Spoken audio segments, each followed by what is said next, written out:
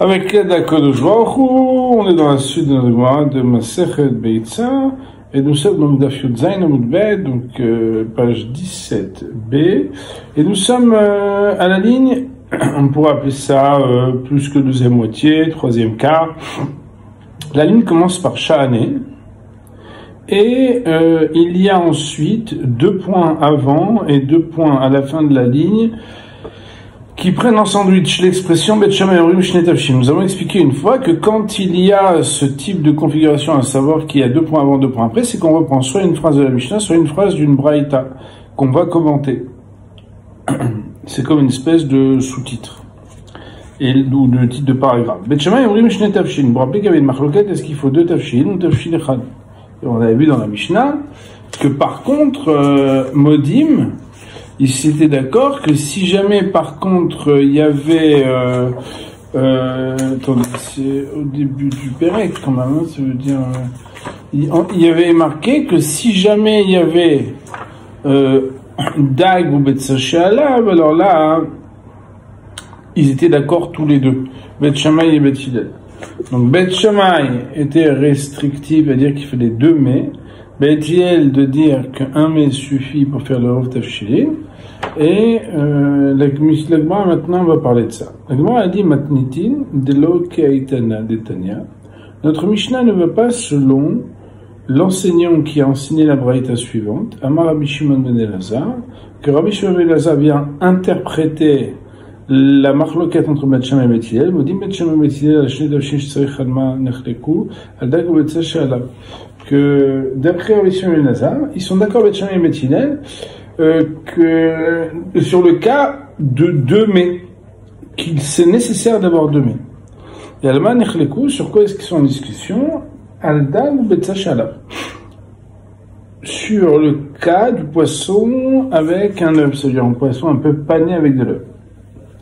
Chez Bet Shammai Omrim Shemesh Tafshilim, Bet Shammai de dire que ça correspond à 2 mets, Bet Hillel Omrim Tafshil Echad, et que Bet Hillel de dire que ce serait Tafshil Echad.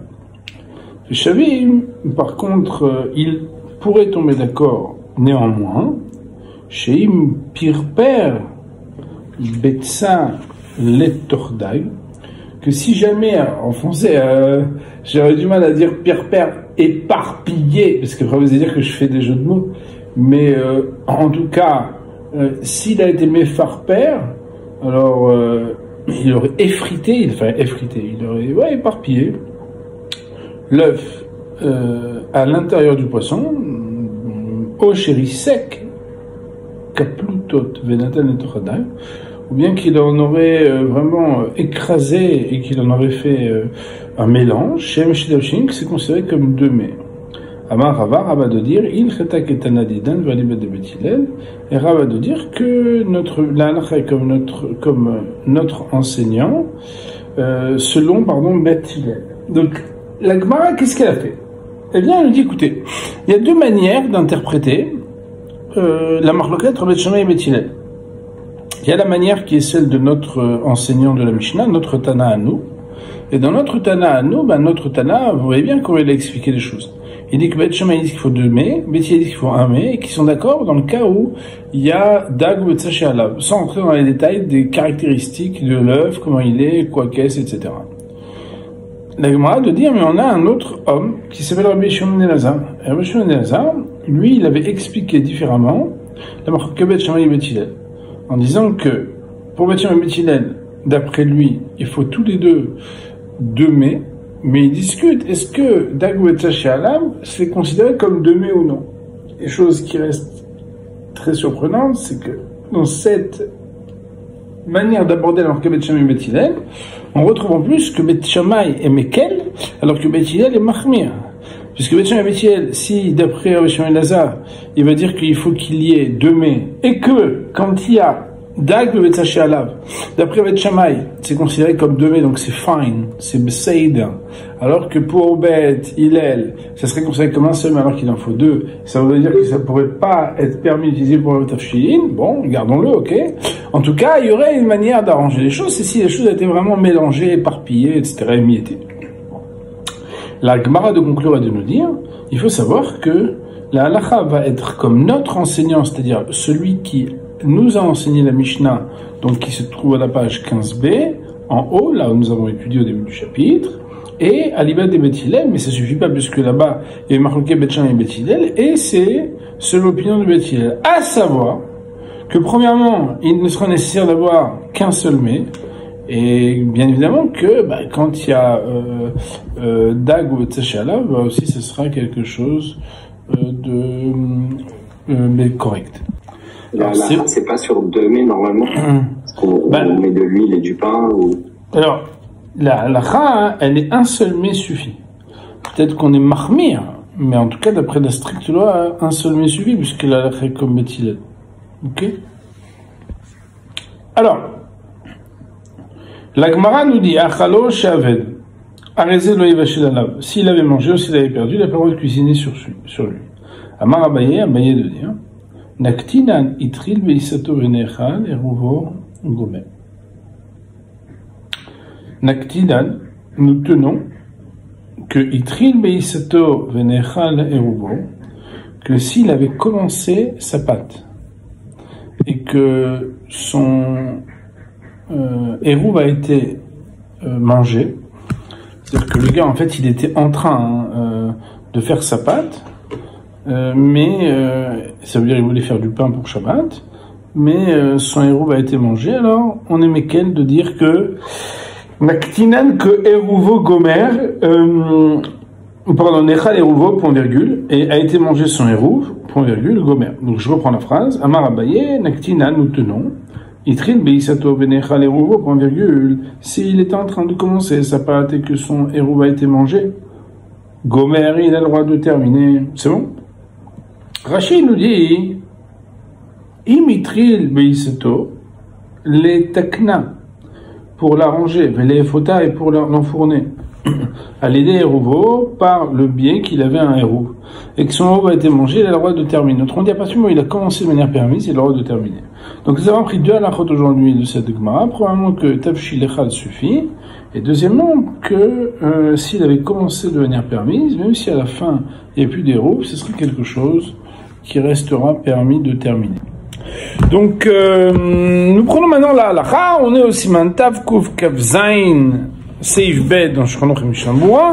On a trouvé la référence en regardant la Mishnah, le petit yod bet, comme je l'ai montré, dans Ein Mishpat Ner Mitzvah, le petit yod bet, il amène là-bas, au siman tav kuf kaf zayin, c'est-à-dire 527, alinéa 2, et vous le voyez, donc, il y a, donc, dans la première ligne du document que je vous ai partagé, la halakha suivante. Hérouv ze aussi noto bepad vetapshil.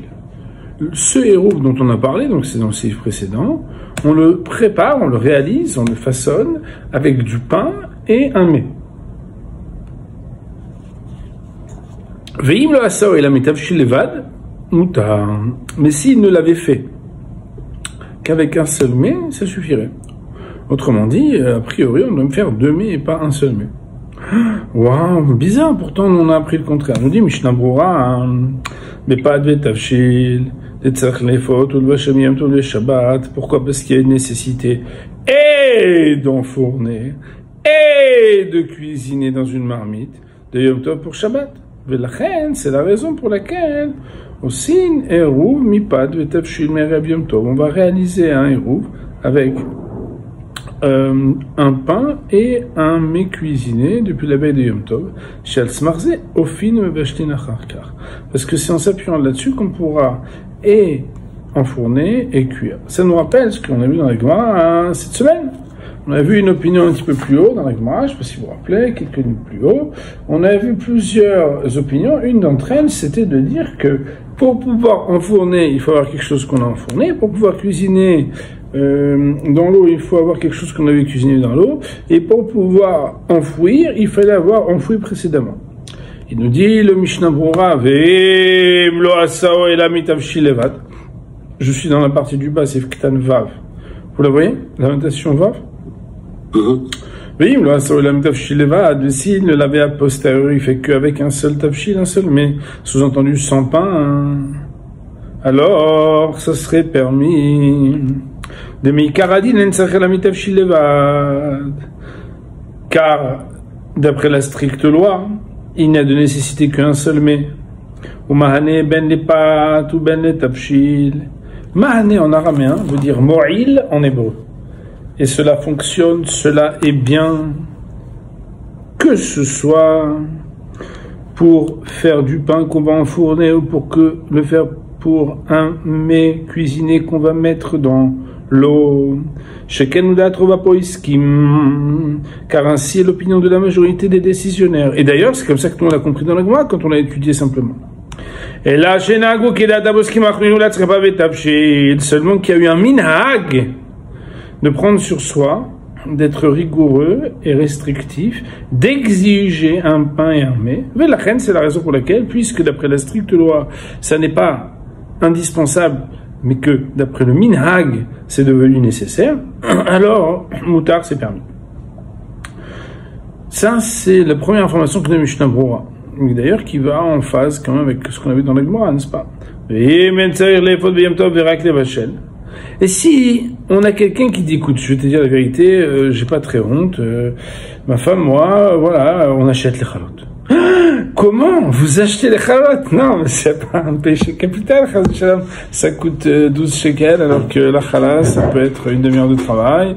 Ma femme, elle gagne tant de l'heure. On s'est dit qu'on préfère travailler pour 1 heure pour pouvoir acheter 5 chalotes. Chacun ses cheshbon. Donc, en tout cas, en bataille, c'est pour la blague, hein, parce que vous voulez, hein, les chalotes, c'est très bien et tout, mais. Donc, il faut savoir que si quelqu'un, de toute façon, il fait pas des chalotes, il fait pas du pain, il va pas enfourner. Alors, il dit, Mishnah Brura, et si du vendredi Yom Tov pour Shabbat, de toute façon il n'aura pas besoin d'enfourner mais uniquement de faire un bichoul,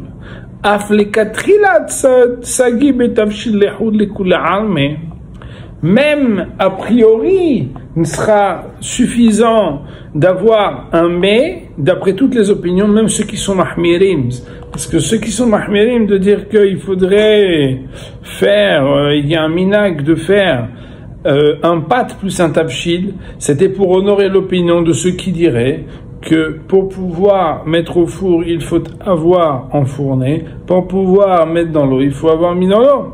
Si de toute façon tu vas utiliser qu'une des fonctions, alors tu pourrais, d'après tout le monde, sans même avoir manqué à la humra, on va dire à la rigueur supplémentaire de ceux qui veulent être mahmirim habituellement d'en faire 2, de pouvoir n'en faire qu'un. Ça c'est je crois que Mishnah Brura sur cette halakha. Nouvelle Mishnah Be'ezrat Hashem Chaliyot Achar Shabbat. Si le Yom Tov tombe, non pas la veille de Shabbat, mais le lendemain du Shabbat. Ça veut dire un dimanche. Bet Shammai Omrim Medbiyim et Hakol Mifnei Shabbat, ou Bet Yomrim Kelim Mifnei Shabbat Vedam Beshabbat. Bet Shammai dit, on trempe tout ce qu'on a besoin de tremper avant Shabbat pour pouvoir l'utiliser aussi pendant Yom Tov. Bet Hillel de dire, les Kelim, on doit les tremper avant Shabbat. Mais l'homme, il peut se tremper pendant Shabbat. Autrement dit, le mot Hakol, d'après Bet Shammai, inclut homme plus Kelim. D'après Bet Hillel, on fait une différence que les Kelim, ça doit être fait avant. L'homme, il peut se tremper même pendant Shabbat. Veshavin. Et ils sont équivalents, mais ça veut dire ici qu'ils sont d'accord, qui Bet Shammai et Bet Hillel. Shemashikin et amaim bechli even letaharan aval lo matbelin.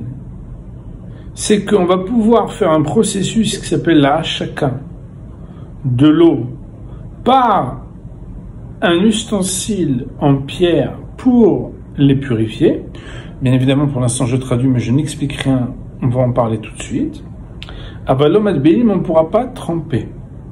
Ou matbilim igav les gav mehabura les habura, et on pourra par contre tremper dos à dos ou bien d'une chaboura pour une autre. Alors nous allons Be'ezrat Hashem travailler cette dernière partie de la Mishnah qui est un peu complexe, mais pour ce faire je voudrais vous montrer une image. Alors donc on a pris le document dans la Mishnah donc des dessins de Yoni Gronstein avec le Barthénora et nous étudions donc on voit ce monsieur qui a des péotes, qui a sa kippa et sa barbe et tout ça et qui va tremper un ustensile plein d'eau. Nous dit le Barthénora, on aura le droit de faire une ashaka. Ça veut dire quoi? Si un bonhomme il avait des eaux belles à boire, mais qui sont été rendues impures. Ça veut dire quoi, Rabotai? Belle, ça veut pas dire belle. Ah ouais, j'adore Contrex. Qu'est-ce que c'est beau. Non, si c'est transparent, c'est transparent. Si c'est pas transparent, c'est pas de l'eau en général. Ou sinon, elle n'a pas été filtrée, etc. En tout cas, il y a belle dans le sens, c'était tahor, et maintenant c'est devenu tamé. Tamé, ça veut dire que c'était rendu impur d'une manière. Et le problème, il est que, lui, il voudrait boire de l'eau, mais il doit boire de l'eau qui est pure et pas impure. Alors, il a marqué que, Memale et Kleven, chez Nomekabel Touma, il remplit cette eau, donc il remplit un ustensile de pierre qui ne peut pas recevoir d'impureté, et le remplit d'eau, Vedotnam Bemikvé. Et il place ces eaux dans le mikvé, et un mikvé de maïm melouchim, qui sont des eaux salées. C'est pas des eaux agréables à boire, c'est pas des maïm yafim. Donc il n'a pas tellement envie, mon Rav Rabotai, que son eau devienne une eau salée. Vous savez que des fois, on prend une petite tasse, là, quand on est dans l'eau, quand on se prend une belle vague ou quoi. Oh, papa, mais c'est pas bon. Oui, parce qu'il y a du sel, mon chéri. Donc, l'eau, yafim, c'est de l'eau, il n'y a pas de sel, et en plus, elle était... Et là, maintenant, cette eau-là, elle est tamée. Donc, il doit la tremper. Mais pour la tremper, Rabotai, il doit la tremper dans un mikvé d'eau, qui est par définition de l'eau salée, ou achourim, où ça peut être de l'eau qui est pas très propre. Alors quoi? Qu'est-ce qu'il va faire? Regardez le dessin d'en dessous, vous voyez qu'il y a dans la même page, il y a deux dessins. Donc, il introduit l'ustensile dans lequel il y a de l'eau propre, impure, qu'il faudrait faire immerger dans de l'eau pure et purifiante, même si elle est moins propre ou moins belle. Et qu'est-ce qu'il fait? En fait, il va faire descendre, regardez, il va faire descendre l'ustensile jusqu'à ce qu'il y ait une ashaka. Ashaka, c'est comme le langage de Neshika, qu'il y ait un baiser. Ça veut dire qu'il vient juste y avoir un échec, un contact entre les eaux de l'intérieur et les eaux de l'extérieur. Et dès lors qu'il y a eu ce contact, il peut relever les eaux et ce sera permis de boire ces eaux parce qu'elles seront considérées comme des eaux qui sont théorim. Regardons dans les mots. Nimtseu, donc, Adshenoshkim et lemaim lemaim, Barthénora 4e ligne, Nimtseu elu zruim mechubarim lememikve. Elles se retrouvent, donc, les premières eaux plantées et attachées aux eaux du mikvé. Ou batloa gabayu vetaru, elles se retrouvent à être annulées par leur quantité et soumises à elles, et elles sont rendues purifiées. Ve'entara bemikve de shumochel umashke. Et là, la même milvad. Mais ne croyez pas qu'on peut faire ça pour autre chose que de l'eau, parce que pour un aliment ou pour une boisson qui n'est pas de l'eau, qui aurait été rendue impure, on ne peut pas la tremper dans l'eau pour la rendre pure. C'est que l'eau qui peut être rendue pure par ce type d'immersion. Velo betorat vila et la betorat zria. Et d'ailleurs, ça fait pas partie des règles habituelles d'immersion, mais ce qu'on appelle planter l'eau dans l'eau. Mais ce sont des sujets, bien évidemment, qui nécessiteraient des études approfondies sur ce sujet, qui est d'ailleurs un sujet très complexe. Dès qu'on parle de pureté, d'impureté, d'immersion, etc., ce sont des sujets de professionnels. Toujours est-il, Moraï Rabotai, que si maintenant on relit les mots de la Mishnah, on est beaucoup plus à l'aise, parce que Bet Shammai et Bet Hillel, le premier cas sur lequel ils sont d'accord, en tout cas, le cas sur lequel ils sont d'accord, dont on s'occupe maintenant, c'est chez Mashikim, qu'on va mettre en contact, traduction de Mashikim, mettre en contact, et Amaïm, les eaux, sous-entendu, les eaux impures avec les eaux purifiantes, Bichli Even, en les mettant dans un ustensile de pierre, l'état haran, afin de purifier les eaux impures grâce au contact des eaux pures, ava l'omad belin. Mais, par contre, on n'aura pas le droit de tremper. Regardez, si vous voulez bien, Moraï Rabotai, tout de suite, ce qui a voulu être dit dans Avalo Madbilim, dans la page d'après, dans le dessin. Donc, Avalo Madbilim, ça veut dire, mais c'est qu'on n'aura pas le droit de dire, bon, puisqu'on y est, on va prendre un ustensile de bois qui avait été rendu tamé, et qu'on a besoin de purifier. Bien évidemment, mon rêve Verbotaï, on n'est pas en train de parler de Tfilat Kelim classique quand on achète des ustensiles. C'est pas de ça qu'on parle. Raison pour laquelle d'ailleurs le bois, c'est pas même pas dans les caractéristiques des ustensiles qu'on trempe forcément, etc. Donc on parle pas de ça, on parle de quelque chose qui a été rendu impur, par exemple avec un mort ou quelque chose comme ça. En se disant, ouais, je vais faire d'une pierre deux coups. Je vais tremper mon ustensile de bois qui est impur et on va mettre des eaux dedans. Je certifie avec lui, la chic bon en disant bon, je vais faire une pierre de coups. Que d'ailleurs avec lui en disant par le fait que nos rachamim nous ont permis de mettre en contact les eaux impures avec les eaux pures pour les rendre pures. Si en plus j'utilise mon ustensile qui était impur, qui s'appelle un ustensile de bois, je vais pouvoir être tranquille. Et bien ça sera quelque chose d'interdit. Regardez si vous voulez bien mon rêve bouteille tout en bas le dessin pour comprendre. Vous voyez là, chacun, tout en bas du dessin, il y a marqué qu'on n'a pas le droit le Yom Tov de faire quoi? Le Kli, lui, il était impur, mais ça s'appelle Kli Nithar. Le Kli est rendu purifié. Le Maïm Nitheru, les eaux ont été rendues pures. C'est interdit de faire ça pendant Yom Tov. Pourquoi? Parce qu'on est obligé d'utiliser un process qui ne permet uniquement la consommation de ce qui est nécessaire pour boire de l'eau pendant ce Yom Tov, mais absolument pas de profiter de ce process pour purifier un ustensile qui n'a pas le droit d'être purifié, parce que ça veut dire qu'on est en train d'arranger quelque chose qui n'était pas habilité, et ça ressemble à quelqu'un qui arrange quelque chose pendant Yom Tov, ce qui n'est pas nécessaire. Nous dit la suite de la Mishnah, vous l'avez? Nous dit Barthénora, vous l'avez mis chez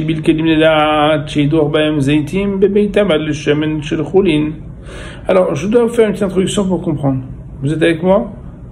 Il faut savoir que quand un ustensile, il a été rendu impur, et qu'on voudrait le tremper pour le purifier, l'intention pourquoi on le purifie va limiter ou non la possibilité de l'utilisation. Si on l'a trempé pour une première chose, on ne pourra pas le faire pour une seconde chose qui est plus. Et là, nous dit le Barthénora, celui qui avait trempé des ustensiles, mais ça veut dire qu'il l'a fait avant Yom Tov, quoi. Les da'at shidroch ba'em zetim, pour utiliser afin d'écraser des olives, bébé tabad avec son pressoir. Donc, si vous voulez voir, par exemple, dans le dessin magnifique, là, vous voyez du coup, dans la colonne de droite de ce dessin, de ce dernier dessin, je vous l'ai fait, hein, ouais. Dans la colonne de droite, magnifique, il y a marqué Yom Chol, ouais, jour ouvrable, Beit Abad, le pressoir. Donc, c'est quoi le pressoir? Comme son nom l'indique, c'était une charge qui pressait les olives dont on sortait là-bas l'huile, qu'on met ensuite en bouteille. Vous voyez comme c'est beau là, hein, c'est... Bon, heureusement qu'Ilan n'est pas là, il m'aurait dit purée, ils ont quand même simplifié les gars. C'est vrai, mais c'est un schéma. C'est pour pouvoir permettre en quelques minutes de capter le principe. Vous avez compris que malheureusement c'est un peu plus complexe que cette vulgarisation grossière et presque caricaturale. Mais en même temps, ça nous permet en quelques minutes de toucher au sujet. Donc le bonhomme, il avait trempé la cruche là, pour pouvoir la rendre pure, afin de recevoir là-bas de l'huile de Houlin. C'est quoi l'huile de Houlin? Houlin, c'est ce que vous et moi, les chers amis, nous buvons. Mais par exemple, Reuven Cohen, quand sa chaîne le Midrash sera reconstruit, lui par exemple, on pourrait lui dire, tu nous proposes pas de ta salade là? Attends, tu nous invites? Non, ça c'est une Shemen Trouma. Je suis désolé, il y a la petite étiquette rouge là. Ça c'est que pour moi et ma famille. Vous avez l'huile là-bas de Etzazait, là, ça c'est pour vous. Moi j'ai la salade Trouma pour moi et mes cousins Kohanim. Donc on dit, imaginez-vous que le gars, hein, il avait trempé la veille de Yom Tov sa bouteille pour l'utiliser pour Shemen Shel Houlin, Venimlach, et il a, qui c'est qui se rappelle du mot Nimlach? Allez-y, faites-moi plaisir. Faites-moi plaisir ou pas d'ailleurs. Nimlach, et il a changé d'avis.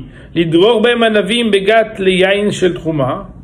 Et il a voulu écraser des raisins dans un endroit qui s'appelle un gat. Je sais plus comment on appelle ça en français, là, le truc pour les raisins. Là, on pourrait appeler ça pressoir de raisin, c'est pas grave. Les yain, attention, mais c'était pour du vin shel trouma. Alors lui, il a un problème technique, c'est quoi? Le gars, il a été religieux parce qu'il a trempé avant.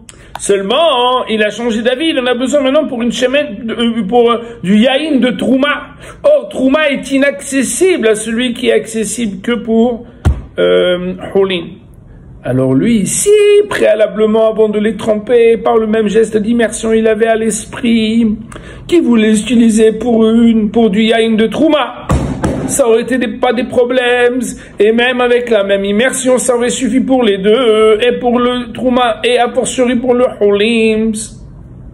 Mais étant donné qu'il n'a pas eu cette intention, au départ, même si le geste est le même, il faut qu'il réimmerge à nouveau, il faut qu'il refasse une immersion à nouveau, au nom de la terre, Premier cas de figure, dont on ne donne pas encore la loi, mais d'abord, premier cas de figure.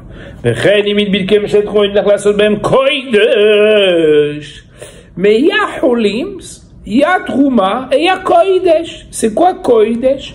Koidesh, c'est quand quelqu'un il voudrait manger avec ça des choses qui sont encore plus kadosh, c'est des choses que même le Kohen, il mange avec des précautions parce que c'est des korbones, c'est des korbanot. Alors, il y a une photo que vous n'avez pas, mais qui est sympathique, c'est que en fait, si quelqu'un, il voudrait mettre dedans quelque chose qui faisait partie des korbanot, alors là, c'est encore un niveau plus grand. Donc, si tu passes de Choulin à Trouma, tu dois vous tromper. Si tu passes de Trouma à Koidesh, qui veut dire un aliment sacré qui nécessite une purification et des précautions encore plus strictes que la Trouma, mais tu l'avais pas trempé pour ça, il faudra retremper. Et dit le Rav, donc quoi, c'est pas que le gars il avait pas trempé avant, c'est ce qu'on appelle, écoutez bien, une tvila supplémentaire, une immersion supplémentaire. Mais c'est pas une immersion basique, vous êtes d'accord? Parce que le gars il a été finer. À la veille de Yom Tov, il a trempé, mais il n'a pas trempé par négligence. Il ne pensait pas qu'il l'utiliserait pour autre chose. Il dit, le Barthénora, c'est de ça qu'on parle dans la Mishnah. Au Tatvila, cette immersion supplémentaire et imprévisible à cause de son changement d'avis, il aura le droit de la tremper à Yom Tov. Pourquoi? Chez Enkantikun Kli, parce qu'il n'est pas en train d'arranger un ustensile. Pourquoi? C'est parce que cette immersion qu'il est en train de faire maintenant, qui est supplémentaire, elle n'est pas pour le faire remonter d'un niveau impureté vers la pureté, mais pureté à pureté plus. Vous comprenez? Et la tosefet tahara, mais un rajout supplémentaire de purification. Autrement dit, nous dit la Mishnah, et vous comprenez bien, Rabotai, que si quelqu'un il étudie cette Mishnah sans avoir les commentaires, il peut pas la comprendre. C'est pour ça que ça s'appelle la Torah orale. C'est que là, chacun, on a vu ce que ça veut dire, Rabotai, c'est purifier des eaux sans profiter de la purification des eaux par cette mise en contact des eaux impures avec les eaux pures, afin de purifier les eaux impures.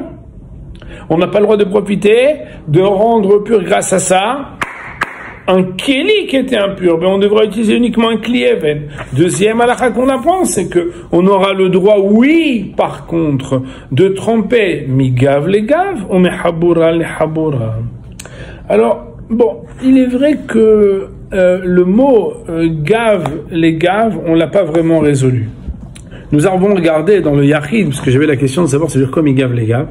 Migav les gav, c'est que le mot gav, il veut dire sur le dos de, mais ça veut dire qu'en fait, migav les gav, c'est quand la première immersion était sur le dos, sous-entendu comme sur le compte, par exemple, de Choulin, on peut passer d'une immersion qui avait déjà été faite sur le gave de quelque chose pour un autre gave, c'est-à-dire pour une autre obligation, mais c'est une manière de dire quelque chose de supplémentaire seulement. La même chose, c'était pour Trouma de passer à Kodesh.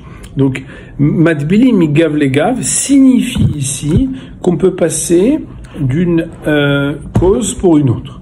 Maintenant, si vous regardez, on met Haboura le Haboura et d'un groupe à un autre, alors là, c'est quoi un groupe à un autre? Le mot Haver veut dire ami. Le mot Haboura veut dire amical de. Ouais. Donc l'amical. Et en fait, regardez dans le dessin, là, je vous ai fait une photocopie, une photo du dessin. Vous voyez là-bas qu'il y a des juifs. Vous les voyez? On se croirait un peu à Mehacharim, mais pas du côté de la rue, du côté derrière. Et là-bas, en fait, il y a des groupes, et ils prennent, vous voyez, leur korban pessar qu'ils mettent à mettre dans un four pour le cuire, vous le voyez? Il est à l'envers, ils utilisent tout le process qui est nécessaire et tout. Donc il y a des barbus qui sont en train de s'occuper du korban pessar. Et il y a marqué Chaboura Aleph et Chaboura Bet. Il y a premier groupe, deuxième groupe. Vous voyez? Ouais, vous le voyez tous ou pas? Et en fait, il dit Barthénora, imite bil kelim almenat lerol bisrum chabourazu. Si la veille de Yom Tov, le gars, il a trempé son ustensile parce que il s'est dit cette année, je suis avec les Marcianos. Blinéder, j'adore comment ils chantent la Haggadah et tout. On fait le Seder avec eux. Et manque de bol, lui c'est un Marocain, lui on dira pas son nom. Il s'est un peu fâché, quoi, et donc du coup, il a voulu changer d'avis, il dit, je vais pas avec les Marcianos, je vais avec la famille Amar, finalement. Bon, tout ça c'est une histoire de Marocain, vous avez compris. Donc en tout cas, le gars, il veut quitter d'un groupe à l'autre.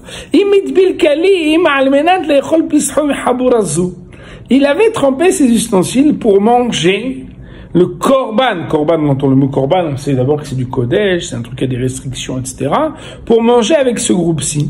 Nimlach li manotim habura heret. Et Nimlach, il a changé d'avis pour être compté avec un autre amical. Il y avait l'amical des Marcianos et maintenant il y a l'amical des Amar. Alors lui, maintenant, le problème, il est qu'il peut pas utiliser la même trompette. Attention, c'est pas parce que les Marcianos, ils sont moins que les Amar. Ni que les uns sont plus que les autres. Mais, il faut que ça ait été trempé pour la Haboura, le groupe avec lequel je vais manger. Et il est à cause de cette restriction, mais c'est une restriction supplémentaire. C'est pas une restriction en forme de l'impureté à la pureté. C'est une restriction qui va affilier pureté, le même niveau de pureté, mais d'un endroit à l'autre. Cette immersion-là, cette immersion-là, il aura, oui, le droit de la faire pendant Yom Tov. Mais non. Si vous voulez bien, Moraï Verabotai, on a fait un travail méthodique et je trouve assez scolaire pour décrypter toute notre Mishnah. Nous allons le relire dans les mots de la Mishnah maintenant. Vous êtes avec moi? Shabbat. Si jamais le Yom Tov tombait un dimanche. Bet Shammai de dire, on trempe tout, et l'homme, et les ustensiles avant Shabbat. Va-t-il le dire, et qui avant Shabbat, et l'homme pendant Shabbat. Et Shavin, ils ont, par contre, un accord, et Bet Shammai bet-il de dire, Shemashikin et Tamaim, Chlieven et Taharan. Avalomat Bilin, c'est qu'on a le droit de créer le contact des eaux impures grâce à un ustensile de pierre qui ne reçoit pas la Touma, et ce dans le but les taharan de les rendre purs, ces eaux-là qui avaient été rendues impures par le fait de les planter par ce contact dans des eaux qui sont pures et de ce fait faire une sorte d'immersion qui les transforme en pures. Avalomat bilin, mais on n'a pas le droit de procéder par ce procédé pour profiter d'utiliser un ustensile impur dans lequel on mettrait l'eau impure afin que le contact des eaux fasse l'immersion aussi d'un ustensile pour le rendre pur. Ou on aura le droit aussi de faire tremper pour une trempette supplémentaire, soit de Holin à Trouma, soit de Trouma à Kodesh, à partir du moment où préalablement il n'avait pas été négligent, mais qu'il a juste changé d'avis pour quelque chose de supplémentaire. ou mehabura les habura. Et aussi, si jamais il avait trempé son ustensile pour manger avec un premier groupe et que finalement il avait changé d'avis pour manger avec un deuxième groupe, là-bas aussi, comme c'est pas une immersion qui transforme le keli d'impur en pur, mais de pur pour une affiliation A à une affiliation B, aussi ce sera quelque chose qui sera permis. Et pour aujourd'hui, on va dire, amen ve amen.